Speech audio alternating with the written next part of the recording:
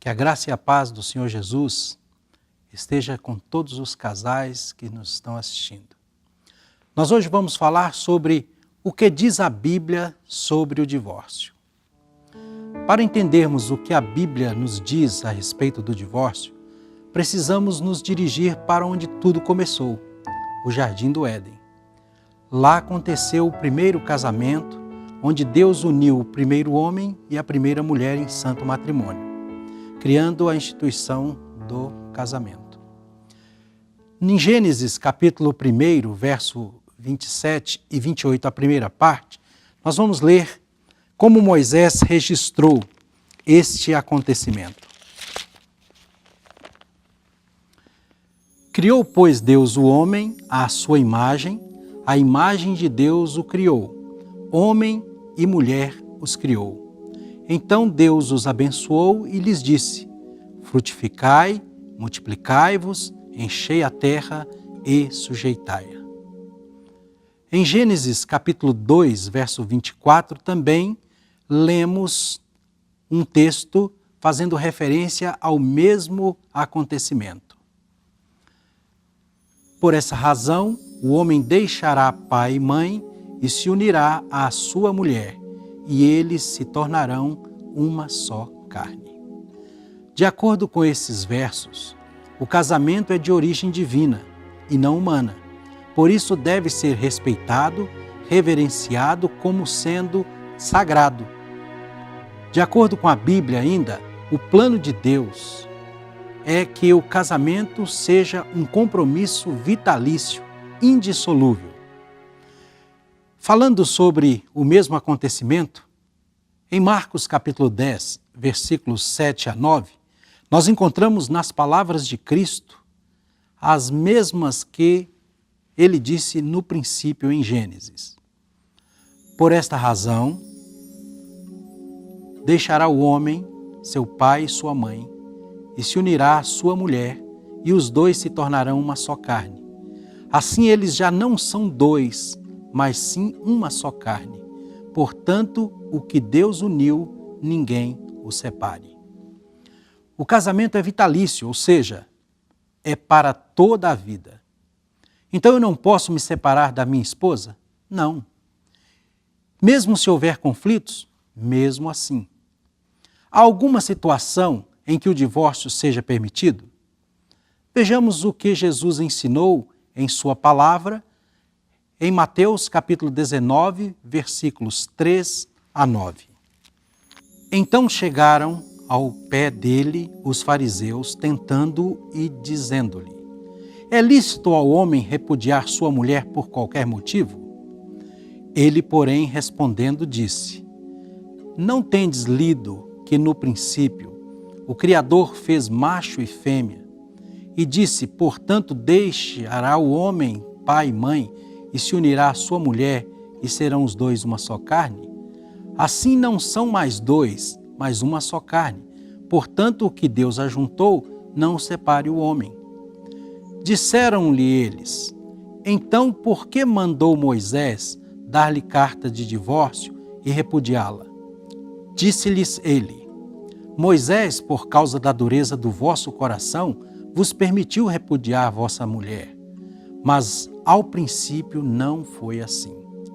Mas eu vos digo, porém, que qualquer que repudiar sua mulher, não sendo por causa de prostituição, e casar com outra, comete adultério. E o que casar com a repudiada também comete adultério. Vamos analisar a partir do verso 3. Então chegaram ao pé dele os fariseus, tentando-o e dizendo-lhe: é lícito ao homem repudiar sua mulher por qualquer motivo? Os fariseus fizeram essa pergunta acerca do divórcio, não para aprender de Jesus, se era correto ou se era errado divorciar-se da esposa. Mas eles fizeram essa pergunta para o tentar, para o complicar. E por quê?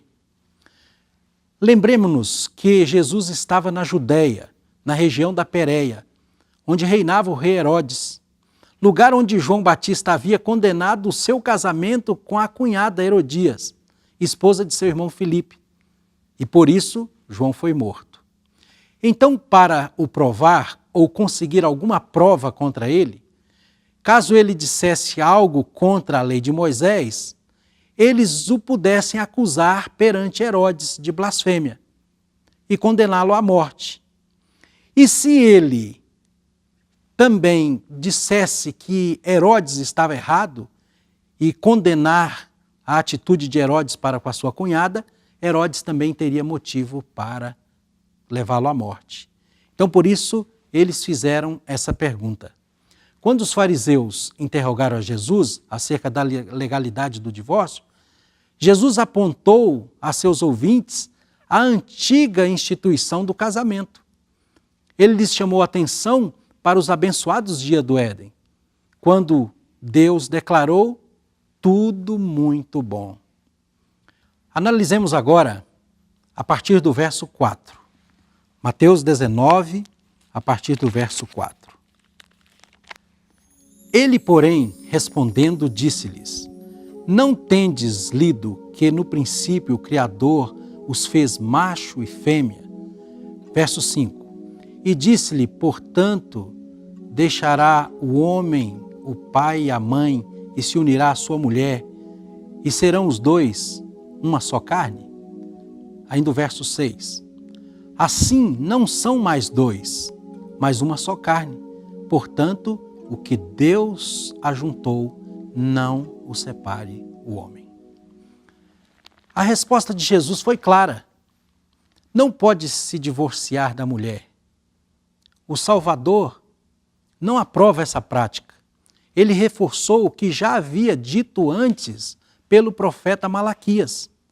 Vamos ler Malaquias capítulo 2, versículos 15 e 16. Não foi o Senhor que os fez um só? Em corpo e em espírito ele lhes pertencem. E por que um só? Porque ele deseja uma descendência consagrada. Portanto, tenham cuidado, ninguém seja infiel à mulher da sua mocidade. Eu odeio o divórcio, diz o Senhor, o Deus de Israel, e o homem que cobre de violência como se cobre de roupas, diz o Senhor dos Exércitos. Por isso, tenham bom senso, não sejam infiéis. Então Jesus disse que ele odeia o divórcio. Ele repudia o divórcio. Ele abomina o divórcio. Ele detesta qualquer espécie de divisão, de separação no casal.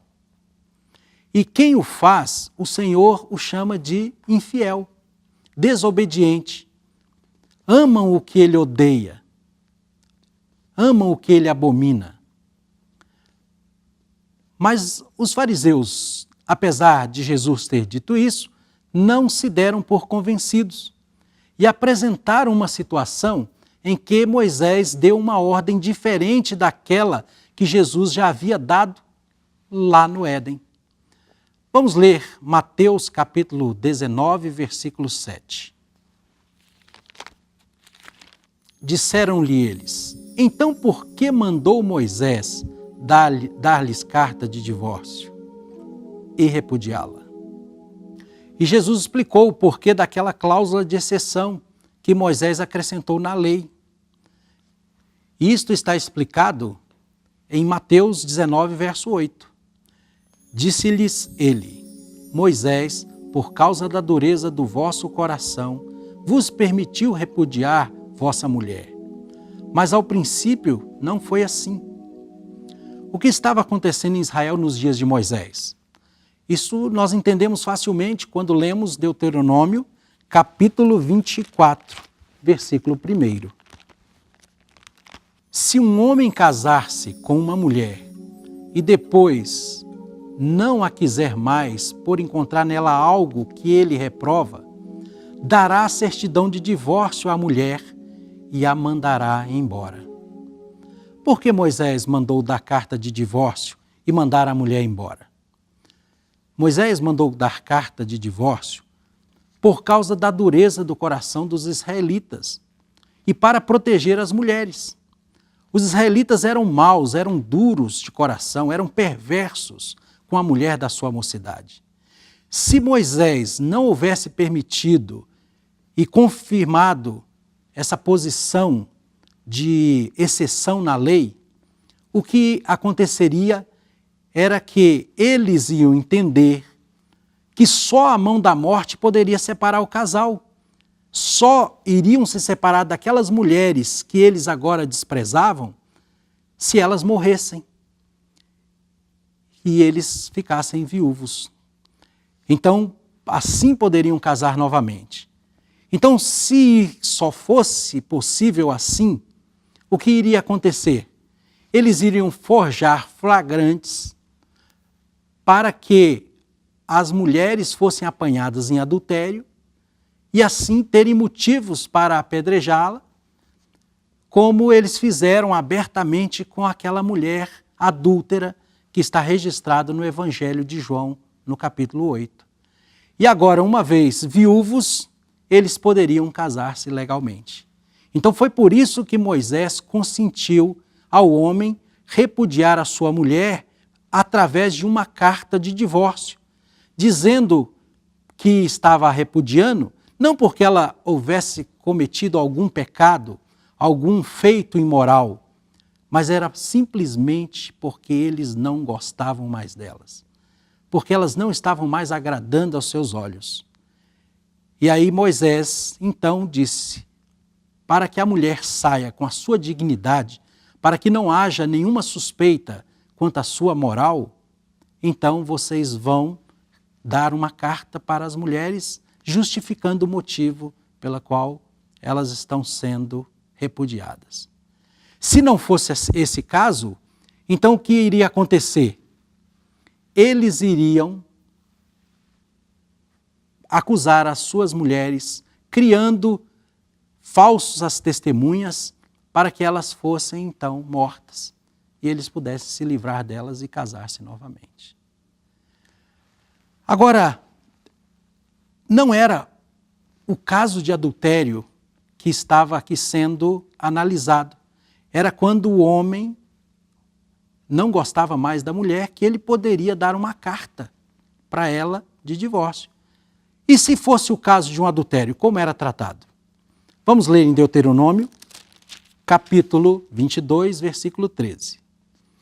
Se um homem casar-se e depois de deitar-se com a mulher, rejeitá-la, verso 14, e falar mal dela e difamá-la, dizendo, casei-me com essa mulher, mas quando me acheguei a ela, descobri que não era mais virgem. Agora o verso 20.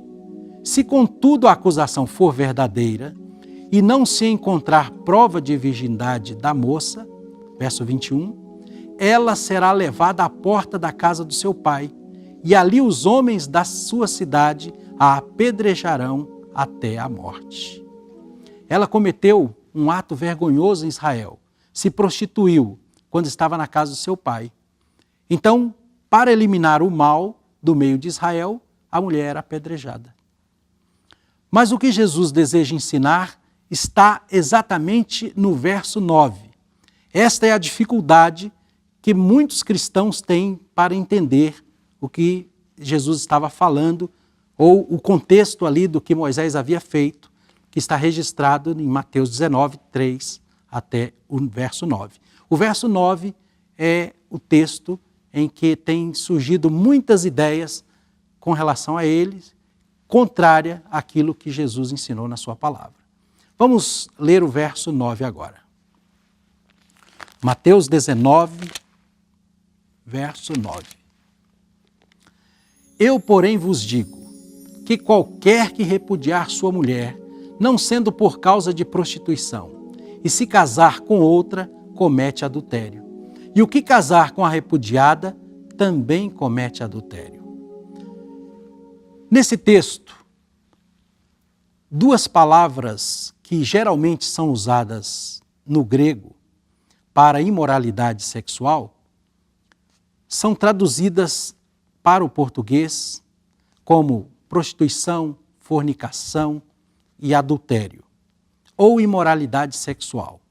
As duas palavras gregas são porneia e moikeia ou moicheia. Porneia é a palavra de onde deriva a palavra prostituição. Então a palavra porneia é praticada por pessoas que se prostituem, ou seja, pessoas solteiras. A palavra moikeia, essa sim, significa adultério. Então, adultério é praticado por pessoas casadas. O texto de Mateus 19:9, no original, contém a palavra porneia e não moikeia. Jesus estava fazendo aqui menção do casamento oriental e não do ocidental. No casamento oriental, se desposava uma moça, depois de um tempo ou um ano, é que eles concretizavam o casamento e se juntavam e coabitavam. Nesse período em que a moça permanecia na casa do seu pai, se ela se prostituísse, se ela cometesse um ato impuro, então o marido poderia repudiá-la. Ele não era mais obrigado a contrair casamento com ela, a efetivar o seu casamento. O exemplo mais clássico que nós temos disso na Bíblia está no casamento de José e Maria. Eles estavam desposados, mas não haviam se ajuntado ainda. E Maria então concebeu do Espírito Santo.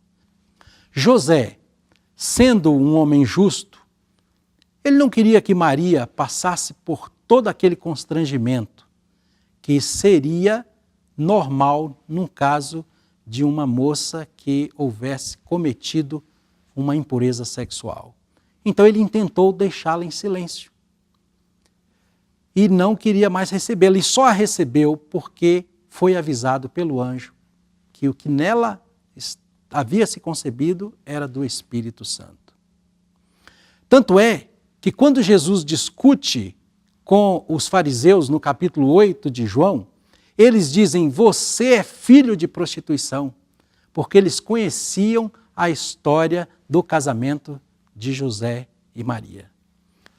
Em Mateus 19, verso 9, a palavra no original é porneia e não moikeia. No caso de moikeia, a mulher adulterasse, então ela seria apedrejada e o marido ficaria viúvo e poderia se casar novamente. E não era esse o caso. Ali só permitia se fosse por causa de porneia, de prostituição. No caso de uma moça, enquanto se encontrasse na casa de seu pai, desposada de um homem, e ela viesse a praticar algum ato ilícito sexual, então ele poderia repudiá-la e casar-se com outra mulher. Jesus mostrou que, apesar de Moisés ter acrescentado essa cláusula na lei, a autoridade de Cristo era superior à dele e que Moisés o fez não porque Deus tivesse mudado a sua posição quanto ao divórcio, mas sim por causa da maldade, da dureza, da rebeldia dos corações dos israelitas. Quando ele diz, eu porém vos digo, ele estava dizendo que o que ele instituiu no princípio é o que deveria ser seguido. Ele estava dizendo que de agora em diante será como eu estabeleci no princípio. Agora é a lei do novo reino. Já no Evangelho de Lucas, nós podemos comparar essas duas passagens, Mateus 19 com Lucas 16. Lucas 16, versículo 18. Quem repudiar sua mulher e casar-se com outra, comete adultério. E aquele que casa com a mulher repudiada pelo marido, também comete adultério. A partir de então, como deveria ser o assunto da infidelidade e do divórcio tratado na igreja do Novo Testamento? Romanos capítulo 7, verso 1. Nós vamos ler alguns versos neste capítulo. Ou ignorais, irmãos, pois falo aos que conhecem a lei, que a lei tem domínio sobre o homem por todo o tempo que ele vive. Verso 2. Porque a mulher casada está ligada pela lei a seu marido enquanto ele viver. Mas se ele morrer, esta está livre da lei do marido. Verso 3. De sorte que, enquanto viver o marido, será chamada adúltera se for de outro homem. Mas se ele morrer, ela está livre da lei, e assim não será adúltera se for de outro marido. Agora o verso 10. Todavia, aos casados mando, não eu, mas o Senhor, que a mulher não se aparte do marido. Verso 11. Se, porém, se apartar, que fique sem casar, ou se reconcilie com o marido, e que o marido não deixe a mulher. Agora iremos ao verso 39 do mesmo capítulo. A mulher está ligada enquanto o marido vive. Mas se falecer o marido, fica livre para casar com quem quiser, contanto que seja no Senhor. Você que está nos assistindo a esse estudo, segundo os textos apresentados, especialmente no Novo Testamento, dá-nos o pleno entendimento, o entendimento correto do que a Bíblia ensina a respeito do divórcio. Após estudarmos a palavra de Deus e entendermos o que a Bíblia diz a respeito do divórcio, creio eu que nos tornou fácil entender este assunto. Apesar de que muitos ensinadores da palavra de Deus têm dado sentido controverso a esse tema, mas eu creio que pelos textos apresentados aqui, com a ajuda do Espírito de Deus, nós podemos entender facilmente este assunto. Um assunto de vida ou morte. Um assunto vital para a vida dos cristãos. Mas para que nós possamos continuar entendendo esse assunto mais profundamente, tendo uma mente clara para compreender a vontade de Deus para os casais, nós precisamos da ajuda do Espírito. Precisamos da ajuda do Espírito de Deus. E para isso nós precisamos suplicar a Deus que ilumine as nossas mentes, que nos ajude a continuar caminhando nessa luz.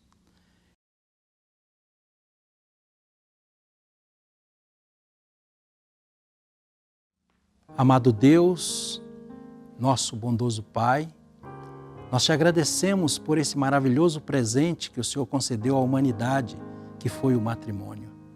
Muito obrigado por essa grande bênção. Senhor, sabemos que o inimigo tem lançado muita nuvem, muita escuridão sobre esses assuntos vitais, assuntos tão importantes para as famílias e para os casais dos dias de hoje. Senhor, nós acabamos de entender pela Tua palavra o Teu plano para o casamento. Sabemos que não há lugar para o divórcio no plano original estabelecido por Ti, lá no Éden, e reforçado por Jesus no Novo Testamento. Queiras o Senhor nos ajudar a entender, que o Teu Espírito ilumine as nossas mentes e que possamos compreender esse assunto tão importante.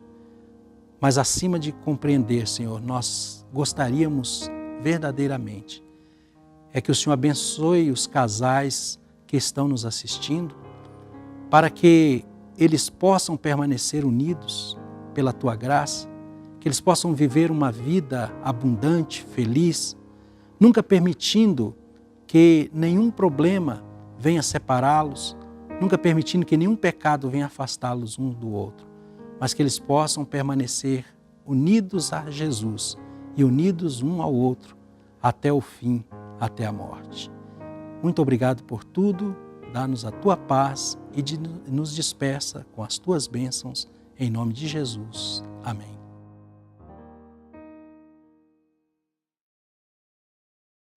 Então, meus queridos, eu espero que o estudo de hoje tenha cooperado para o bom entendimento desse magnânimo assunto e que cada um de vocês venham pela graça de Deus e pelo poder do Espírito entender este assunto, essa verdade que acabamos de estudar. Que a graça e a paz do Senhor seja com todos. Amém.